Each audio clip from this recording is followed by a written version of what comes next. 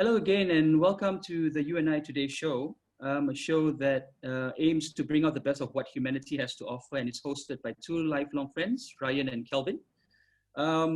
If you've been to our website and you've followed episode 1, you realize that season 1 is on the impact of COVID-19.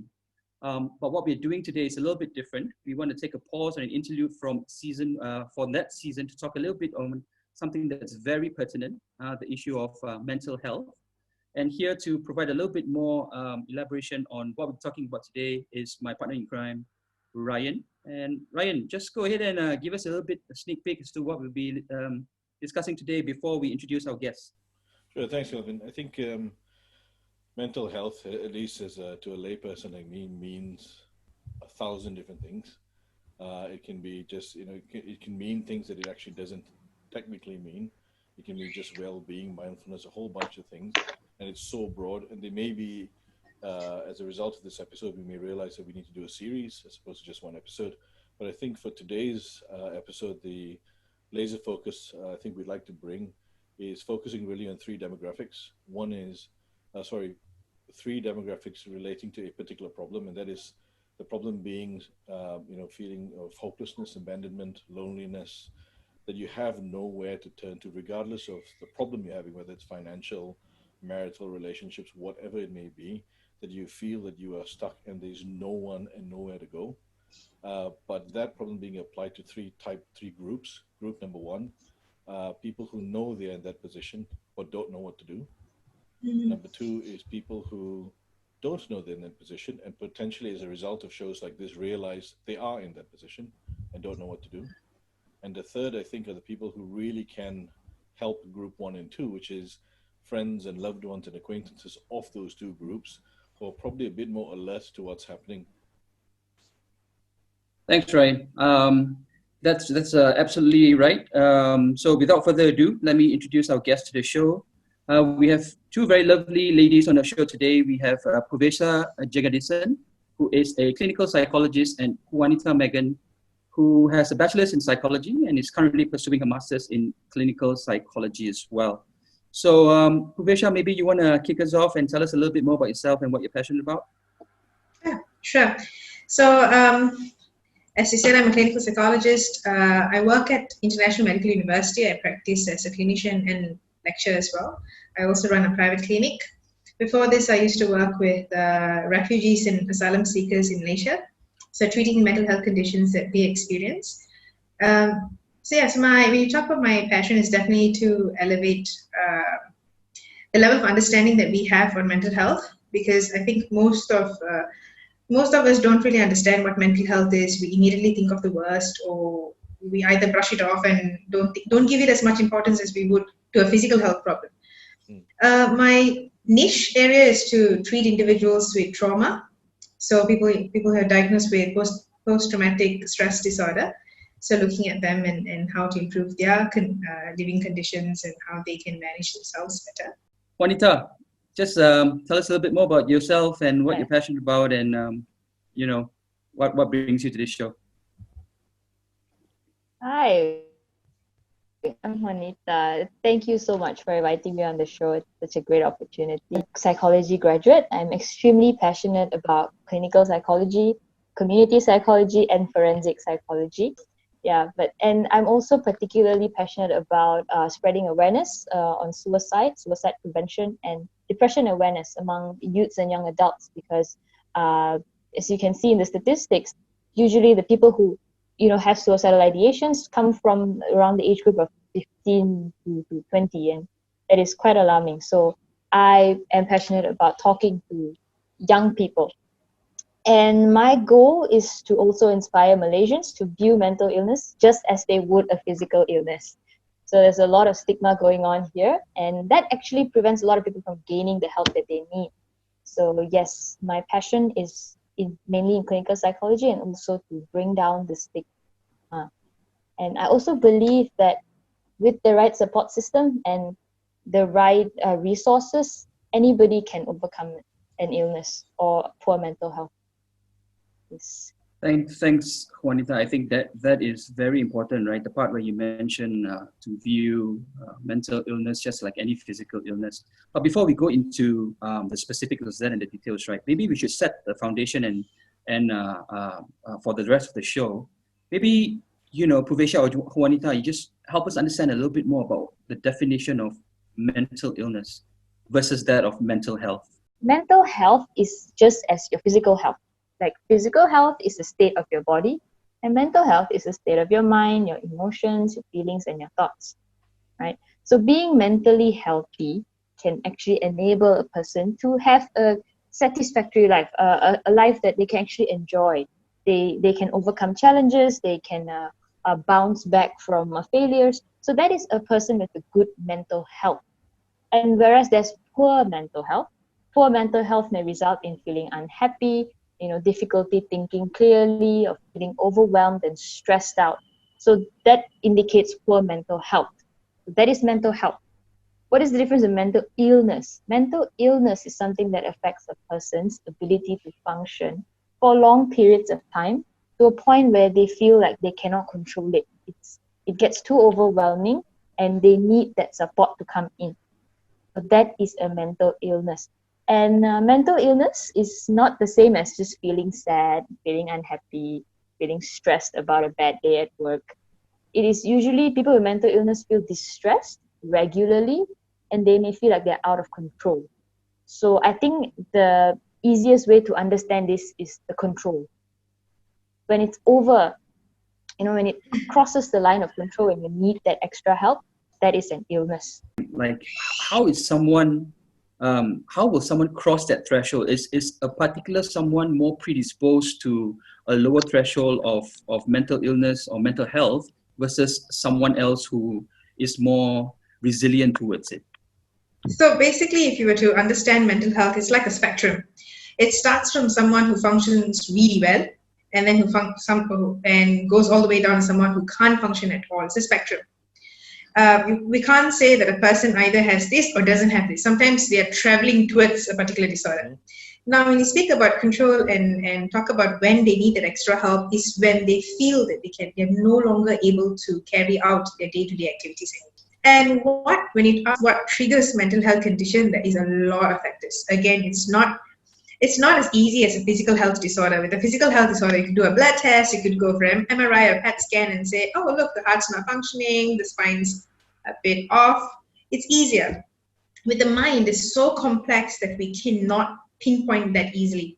So it takes a lot of factors to contribute to it. It could be something that started during childhood, something that we picked up along the way, maybe some sudden major life-changing issues in our lives, like COVID-19. Or it could be a traumatic event, it could be a breakup, it could be a teacher scolding a student, it could be anything that can trigger it. The understanding of mental health is very complex. To make it more educational, we go back and refer back to something called the biopsychosocial model. So which means that the biological part of the body has to be affected, the psychological part of the system has to be affected, and the sociological part, so which means the environment, the culture, the community, everything's involved. So you're looking at a whole big picture in order to trigger a mental health condition. And it's just not one particular reason. So if I can just draw a dotted line between what both of you are saying, between mental health and mental illness, would it be safe to say that if I have one or more mental illnesses, if I have got the right help, the right medication potentially, the right structure, the right I could be of good mental health, even though I have poor, so I may have a mental illness, but I have good mental health because Definitely. I've done X, Y, right? And conversely, therefore, that I could have poor mental health because of a mental illness that I'm not in control of, or even because I've broken my toe yesterday, and I'm the world-class footballer on the eve of the World Cup final, for example. Right? So it's okay. Just doing well concluded. Okay. And how would you know that you have? Like if you break your toe, and yes, like when you, for example, interesting example. when you break your toe. Mm. So how would you know you have an illness? And when you break your toe and you're constantly brooding about it, and this concern about your toe has taken over your life, the only thing you can think about is your toe. It's getting to you at work, it's getting to you when you're out with your friends, it's affecting your behavior at home. So then you know that you have crossed the line and you need that help immediately. So if you break the toe and you put some medication on it, it's taken care of, and you're off, you're okay then. So that is not a sign of a mental illness. Yeah, so that's the difference. Very good, very clear. Yeah. So that goes back to the three types of demographic that Ryan was talking about, right? So I think for me as a layperson, I think the hardest one to diagnose or to categorize would be the people who have mental illness, but they don't know they have mental illness, right? So in the example that you've provided, I've broken my toe. I'm fussing over it. I'm obsessing over it, and it's impeding the way that I do my day-to-day routine. But I don't know that it's impeding myself to do what I'm supposed to do. So, how would we go about, for lack of a better word, helping or reaching out to these people who don't know that they have poor mental health? Usually, for individuals like this, the best person to pick things up are those around them. So, if they are so unaware of what's going on with themselves, definitely the person around them should be the first persons to sort of indicate to them or highlight it to them. So there comes education on mental health. It's not just one person who needs to know it; the community needs to know it. Because only then sometimes we need this knowledge to not only diagnose or pick things up for ourselves, not diagnose, but pick things up for ourselves, but rather we need to also keep an eye out on people around us. So going back to that example, if I notice my friend who has hurt her toe and she's going all about it, unable to function, makes a big hoo-ha out of it, and hasn't eaten, hasn't slept, hasn't gone to the doctors either, has just been depressed and curled up like a fur ball on her bed, I would be concerned.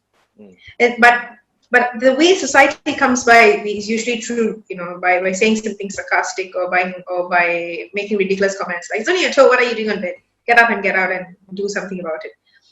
Without realizing the impact it is on them. Yeah. So sometimes this is where the education is very important, because instead of making statements like that, you actually need to I probably have to drive down to my friend and go and console her and say, "Hey, what happened? How is this toe affecting you? Can I take you to the doctor? Can we go find out what's going on?" And things like that. So you need the care, the genuine care, empathy from the people around us to help us to get from where we are, which is, crying about our toe, to actually getting help. So we need the people around us. That's an interesting kind of segue, right? Which is, well, not a segue, just because I can't believe my toe analogy has gone on for this long, but it's holding up, so let's keep going. But in the case thing, but I think it's a good example, because something that could be seen as so trivial could be affecting someone in a really grave way, right? So it's contrast. So in that example, right? So what's the right way to approach that? Then, because I presume also what you're saying is the only people who could ask these questions is someone who knows him or her, because they need to understand the deviation from his usual behavior, and this is not the norm, right? So what would be the right way to approach the scenario, so we understand and not try to approach it like, "Look, it's only your toe. What's the deal?" What's the correct way to approach it? With a lot of empathy and coming from a genuine place, because this is not how Kelvin commonly reacts, and there's a bit of something's not right. So that alone should trigger you to behave in a way of empathy, like really couldn't find out, this is not his typical behavior. Just to pause, right? So if we can actually break away from the analogy from a moment, and if we can get an example that both of you have, something in the real world, like imagine what would a person who's kind of lonely, kind of abandoned in this kind of pretty dark place for a variety of different reasons, what kind of, from a person on the outside, what should they look out for? Like, it's, we all have our bad days. How do we know that this isn't just another bad day and this is something more? What should we be looking out for? Let's break down that question to two parts, right? The first one is, how do we know it's more than just a bad day? Number two, can you give us an example of someone in a real life position that people can actually empathize with, as opposed to tell them that it's a small issue, and not the analogy where I broke my toe? We all have bad days. We are stressed sometimes. So does that mean I'm depressed?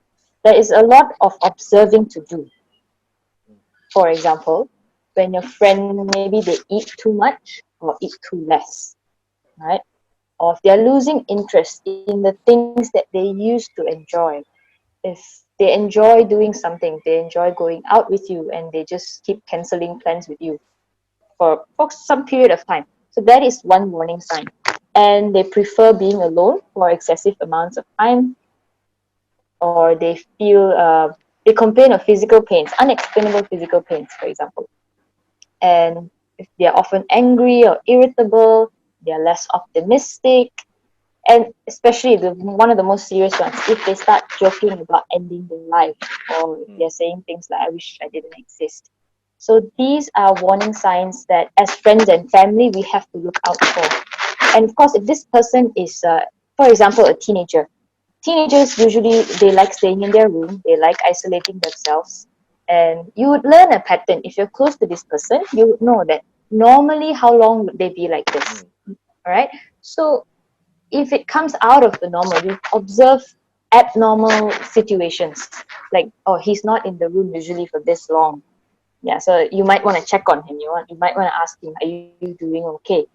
Right. So it starts from the baseline where you observe their normal behavior, and you realize that they've been acting a bit out of normal for long periods of time, for longer than they should. So usually we would, when you say we do observe patterns, and when is the right time, we won't know. The honest answer is that we don't know when is the right time. Because the right time is going to be different for you, me, and anybody else. So at this stage, I'm going to give you a very abstract answer and say, listen to your instinct.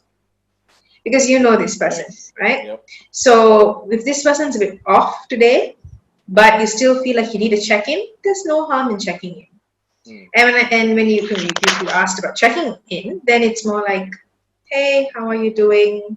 Is everything all right? You seem a bit off today. And if this is someone you know, okay? So you know that they're being off, so they are off. Yeah. You can ask them this question. And if, let's say, they brush it off, but you still feel uneasy about it, don't push it. Okay. That is when you keep quiet and just spend some time with them.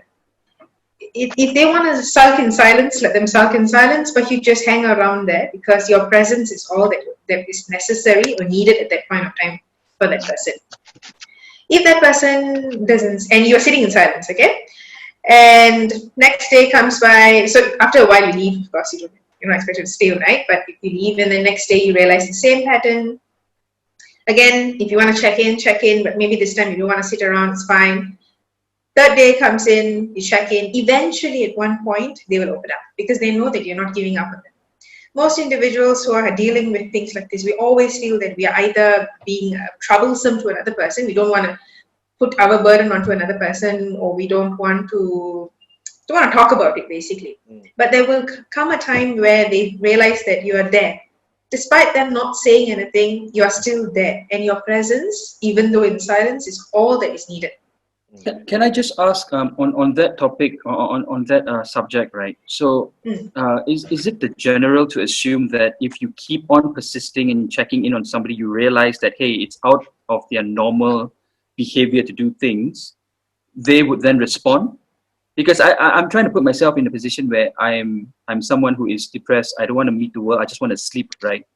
If someone keeps pestering me on my phone, I will blacklist them. If someone tries to come to my house and knock the door, I would just, at a certain period of time, put on my earphones so that I don't hear that knock, because I just want to be left alone, right? Also, I might, I'm going to suggest something to you, Calvin, for what you said. But the two experts, if you think this is not good advice, please close it down. I would also think, I mean, if it was you, right, Calvin, for example, I think it comes down a lot to us, the person who wants to help, understanding the nuance between wanting to help and wanting the person to be helped. And by that I mean, there's a difference between sending a message saying, hey, Calvin, how are you? at 9 o'clock every day when you said you wanted silence. The difference between that message, how are you, how are you, how are you, and Kelvin, I'm here every day at 9 o'clock. I'm going to be checking my phone. You don't need to respond to this message. But every day at 9 o'clock, I'm going to be on this phone. And every day at 10 o'clock, I'm going to be quiet outside your door if you need me. But you don't need to say anything. There's a difference. One is completely eliminating the pressure on the other person to do anything, right? And I think that might be a different approach to it, because approach number one is you want maybe that gratification of saying, hey, Kelvin, can I help you? And you've said, yes, can you have it? Can you come over for a chat? Versus me saying, I am here if you need to come to me, and then shutting up and checking your phone every hour, for example. That might be just Perfect. that. I don't think it's just Malaysia. I think it's a difficult thing because of media that's made going to a shrink and going to a psychiatrist a really taboo topic, right? Because it means, oh, you're crazy. That's the association everyone makes, right? And as opposed to seeking help. And so kind of the stigma, I think, exists everywhere. How much more for young children or teenagers where they are feeling embarrassed because they have a different watch from the guy next to them. How much more if they're going to, So what's the, what have you seen kind of in your line of work where, how do we kind of, A, battle that? B, if we're in a situation where we could talk to someone who is against that stigma, what could we say to them to kind of make them feel, it's okay to go and seek help?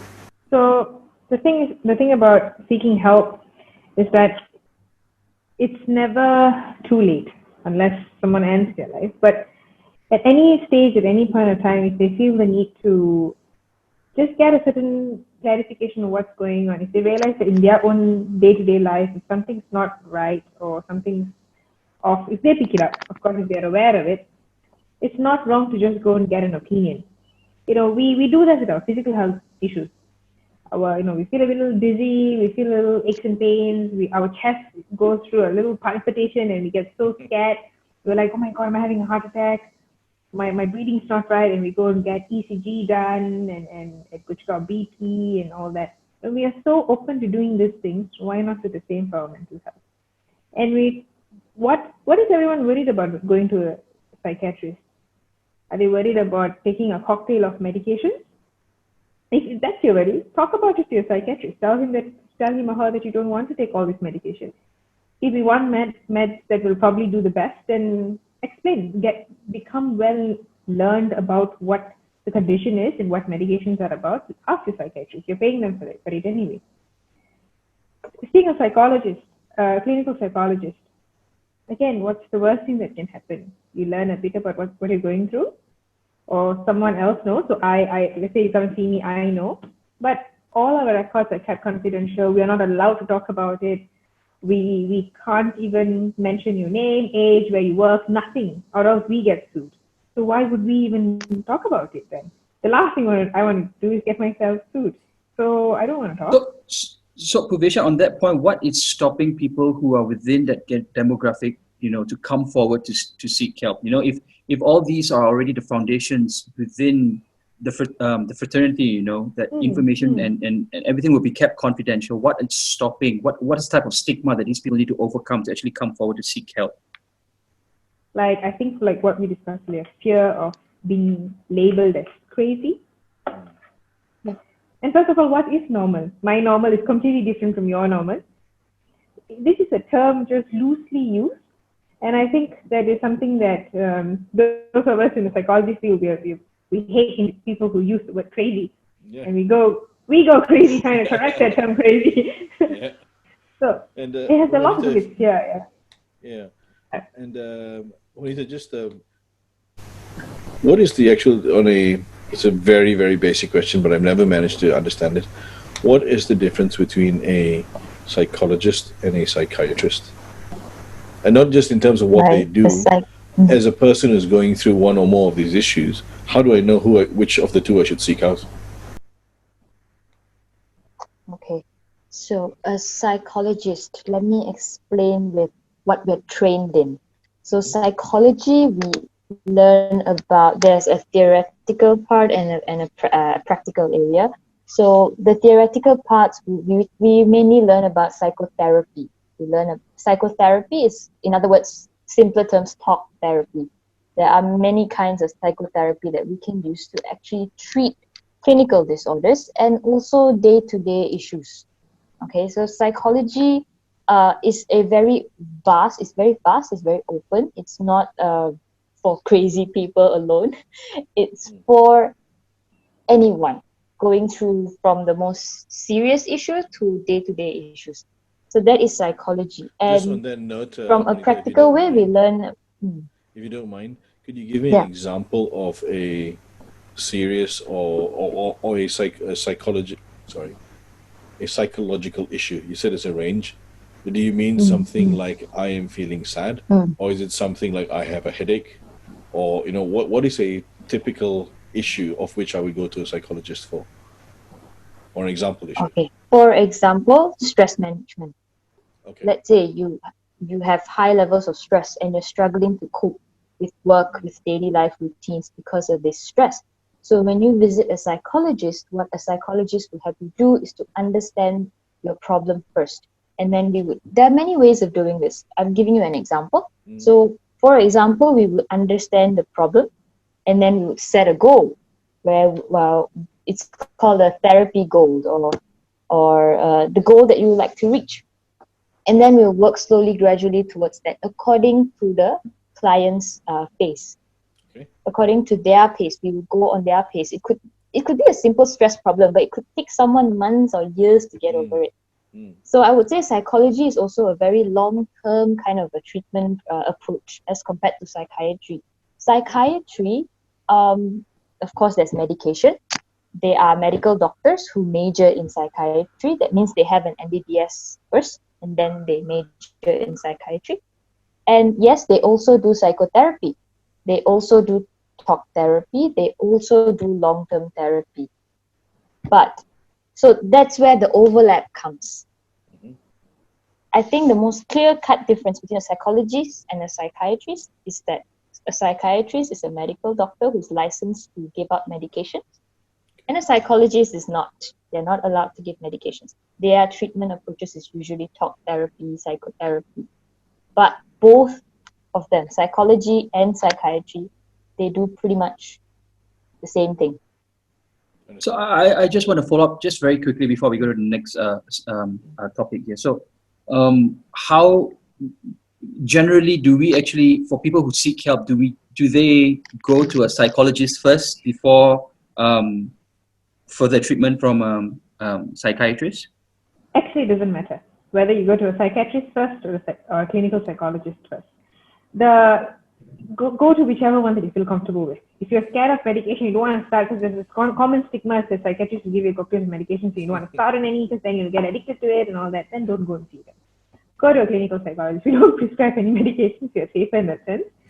But we also diagnose. So we can assess and see if your situation is serious and it still affects your functioning, so which means it requires a diagnosis. And if you do need medication, if you realize that, so the thing with medication is treat symptoms. But symptoms like you can't sleep, you're feeling very sad and things like that, then you need medications for it. But if you have, long-term problem, something that happened in childhood that's still bothering you till today and things like that, some root causes, that you have to see a clinical psychologist to deal with it, because it has got a lot to do with how we think, how we feel, and how we carry out our day-to-day activities. So seeing a clinical psychologist is usually a safer bet, because we get to assess what's going on, we get to deal with the root cause, and if you need something to be taken to treat symptomatically, we can then refer you to a psychiatrist for that medication. So that's how. Super. Yeah. And I just want to add one point as well, which is I think while it may be clear, or at least hopefully shows like this make it clear that doctors and people in this profession are not interested in sharing information with anyone else. Not only are they legally not allowed to, I think you've got far more interesting things to talk about. But I think more importantly is I would feel putting myself in this position where if I needed help, and I think my stigma, and I'd hope to think I'd overcome it, but I think my stigma isn't that anyone else would know, it's the fact that I would know that something's wrong with me. And I think the biggest thing to kind of, if I could put it out there, is it's okay to be broken. It's okay to not be fine. It's okay to be sick, right? And to go to a doctor who says you've got 50 things wrong with you it's okay because now something's being done about it. So I don't think it's I think it's a good way to look at it, because rather than looking at the fact that you have these things that are not optimal in you, I think you should look at it as you are getting these things fixed. Rather than saying your car is broken, you're getting your car fixed. And I think that's at least from my perspective, I think especially around kids and teenagers that I come into on a day-to-day basis, just as family and stuff, there's so much going on in the world today that makes it feel that you have to be perfect and you have to be a certain way all the time. And it's okay not to be that way. So do kids, and those in their early teens, do they actually suffer from poor mental health or mental illnesses? Do they present themselves in a more candid manner as opposed to people who are more matured or more experienced in their life? They appear to be more angry than they would be depressed. So if you look at we follow a particular manual to diagnose the person. So what research and individuals across the world have identified is that with kids and teenagers, they become more angry. They're irritated rather than sad and depressed. Right. And we hear this a lot about teenagers being, having anger tantrums or outbursts and things like that. That's actually, if it's again a lot more than their usual self, then this again indicates that something is not right. There's also a very scientific understanding for this. So it goes back to our brain development. So there's a brain development called emotion center called amygdala, and we have a prefrontal cortex here. So the prefrontal cortex is supposed to help us become more rational, like look at the pros and cons of things and make decisions and things like that. This is only fully developed when you're 25. But the amygdala develops full blown when you're a teenager. So that explains a lot. 25 explains a lot. So your emotions are firing, but you're not able to control it and think rationally. Hence all those anger outbursts in teenagers and young adults that you see. So again, it's not, instead of calling it this is a teenager problem, it's not. Really, it's not. It's just something that we are still developing. We haven't reached our full optimum yet. Is it okay to have a manifestation of your emotions in a physical manner like that, in an outburst of anger, in an outburst of emotion? Is it okay for young kids, especially those who cannot express themselves in words, say for example those who are 7, before going into secondary school? Is it healthy for them to let them express their emotions in such manner, or do we tell them, hey, that's not good, that's wrong? I think instead of looking at it as whether it's good or it's not good, take it as an indication that something's not right. If they're constantly screaming and yelling, then again that tells us that, hey, they're not happy about something. Something's just not fitting right for them. What it is, we don't know. Maybe they don't have the verbal ability or the vocabulary to tell us what exactly is going on. So that again is a good indication to take them to see a psychologist. Because we use different methods. We use play therapy, we use art, we use different ways to get make like an entry into what's going on for them.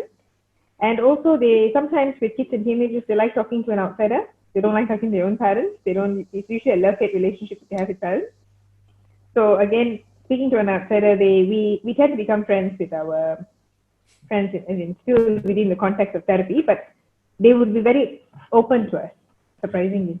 So we're talking about understanding signs here, right? And in different group demographics, right? So you talk about kids having that, and not about right or wrong, but understanding whether there's something actually wrong, something that's changed within their behaviors, right? You mentioned that it's okay to actually bring them to a psychologist to seek help. Now, say for example, because I have a 6-year-old kid, and I know for a fact that him not going to school has all his pent up energy at home, and he reacts differently when he goes to school. So once, if in that recognition, do I still need to, hey son, let's go to talk to Akka from a clinic and talk about this like that? So no, right? No, only if you can't understand what's happening with him. But now you can perfectly tell me that because he hasn't gone to school, with all this extra energy, you'll really understand him well. So all you need to do is channel his energy in the right manner. These are for parents who have tried their wits end and they still don't know what's going on. It's only then you bring to the Akka as a clinic. Someone is in this position, or they feel in this position, they're kind of keeping really quiet and kind of showing deviation to typical behavior. For a teenager, maybe showing in anger. Now, let's say a loved one like a mom keeps trying. Eventually, they start opening up to mom. Now, if the child or if the person is reluctant for stigma for whatever reason, or not admission that they actually have a problem, don't want to now actually take the next step to see a psychologist slash psychiatrist. Is there a correct way to kind of encourage that from the loved one? Is there a good way to say it? Is there a template? Is there a nice thing? Is there a certain thing that kind of works most of the time? Is there, or do we just kind of leave it until they feel comfortable? Yeah, so one of the most dangerous things about stigma is that it keeps people silent. They tend to suffer silently because they want to avoid this stigma, especially when they don't want to be a burden for the close people, the family, mother and father. They might not tell you because they feel like, oh, I'm just an added stress. So all that pent up things can actually come out if a loved one would listen empathetically, allow the person to talk freely without judgments. So although even, for example, that the problem that they're facing could be very insignificant for us, but for them it's huge. There is no way of understanding the internal turmoil, the thoughts and the disorientedness that's going on in their minds. So it's always best to not be judgmental. Don't say anything like, oh, why are you so sad? They can't tell you why. They themselves don't know why. So avoid asking them, why are you like this? Instead, tell them that, hey, if you ever feel like talking, I'm here. Right? I'm here. No matter how long it takes, you can take your time. Sometimes they need time. So it's okay to give them time. The main thing is to listen empathetically. And don't be judgmental. And don't hesitate to raise the subject. This person can be someone who doesn't want to talk about it. But it gets worrying sometimes when they don't talk about it for long periods. It's not addressed. It's just growing and growing and growing. So don't hesitate to raise the subject. Yeah. I just want to add to that, right? That, sometimes parents also have a tendency to, so when the child is talking, trying to narrate a problem, and parent goes, oh, okay, I'll come and fix this. Okay, I'll go and tell this lady not to do this. I'll go and tell. And that's when the kid goes berserk and starts screaming, like, I didn't ask you to do any of this. You don't listen to me, and then they walk away because they didn't want you to do that.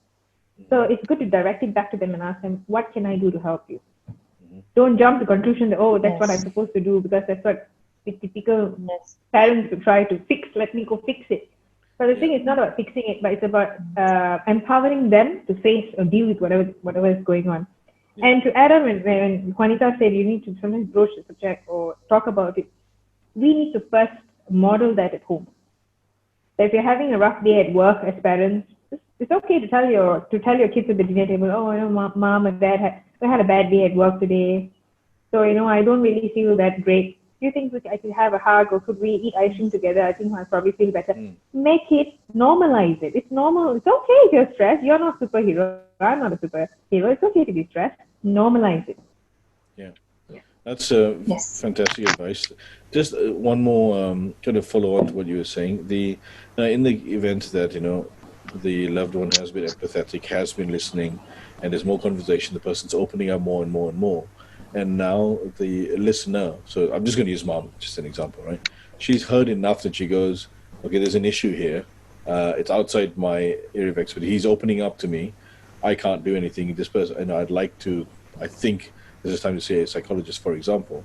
Now, if she follows that same pattern, what she should do is, ask a child, like, I think maybe we should go and seek some help. What do you think? Or would you be open to doing it? Now, if at that point they are reluctant, and mama knows at this point that help is needed, but they are reluctant for whatever reason, maybe it's not so black and white, but is the typical thing to kind of let it be until they get comfortable?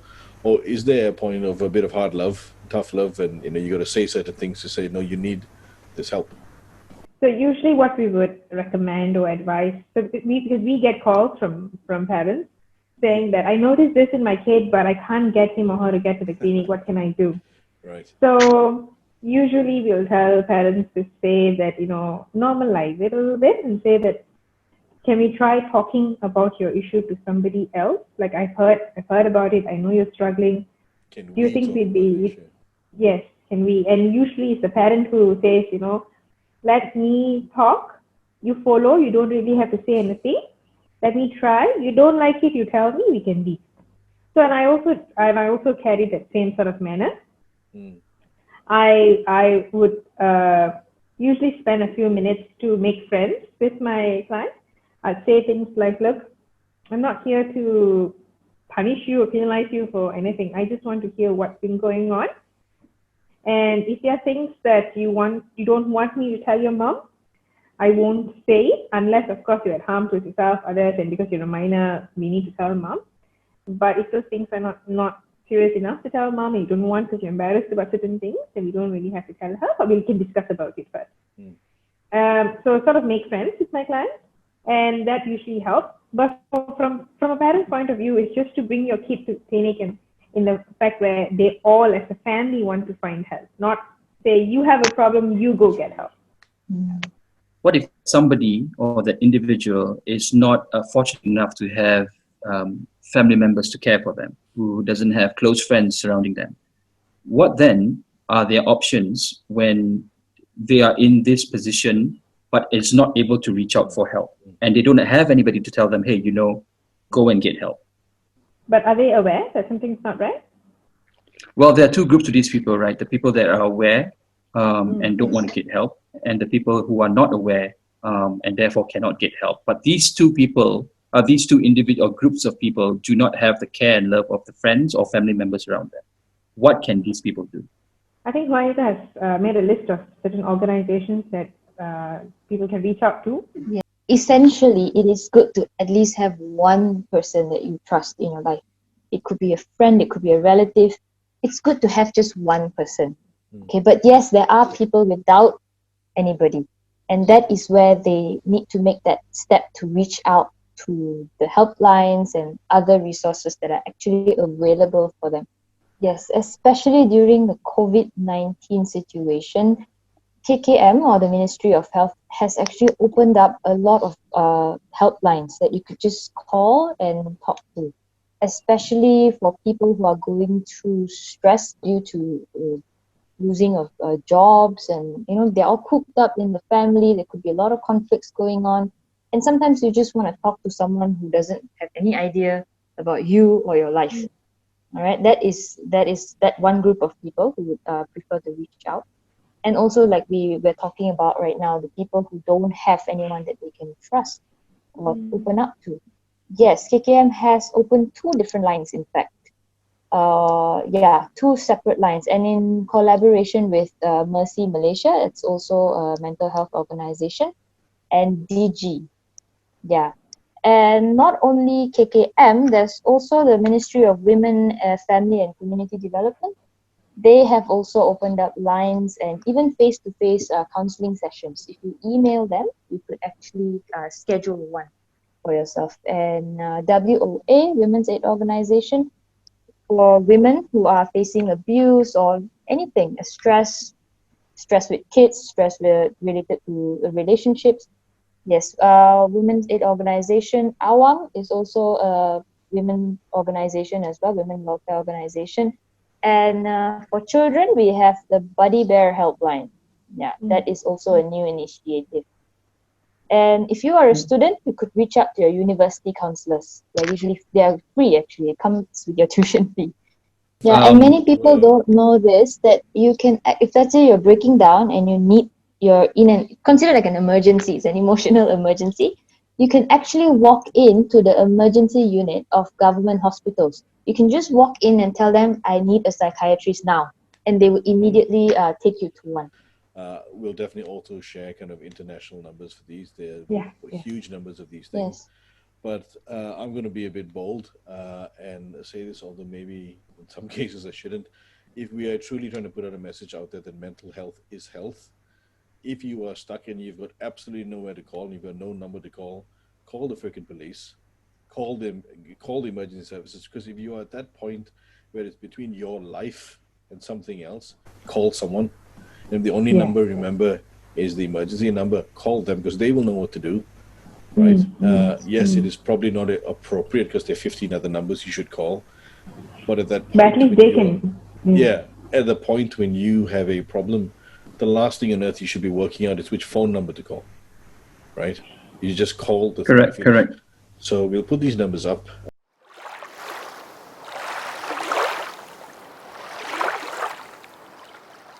if you had a wish in terms of having, mental health in your profession, in your psychological profession, what would that one wish be?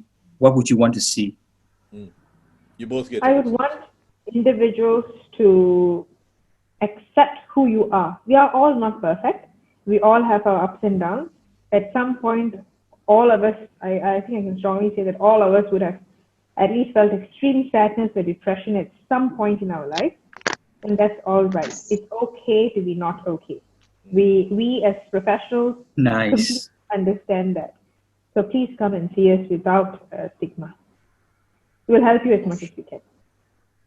And for me, anyone, whether you're suffering from a mental illness or you're going through a rough patch, I wish that they would just for a moment, just for a brief moment, consider the fact that you're not alone.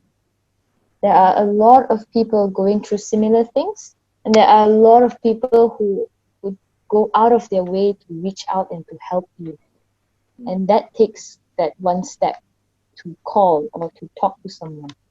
So just for a moment, realize or just consider that you're not alone. Yeah, that is my wish. I think the two messages I would kind of try and push out quite a lot is exactly what you both have said. One, it's okay not to be okay. The most important thing, we all built broken, right? And the second thing is, I think, just especially as you live abroad, and for those who are watching this who are away from family and friends, the problem becomes harder because you have no support system. So find a group of friends, find a group of whatever that support group is, because your friends or the family you get to choose, right? So.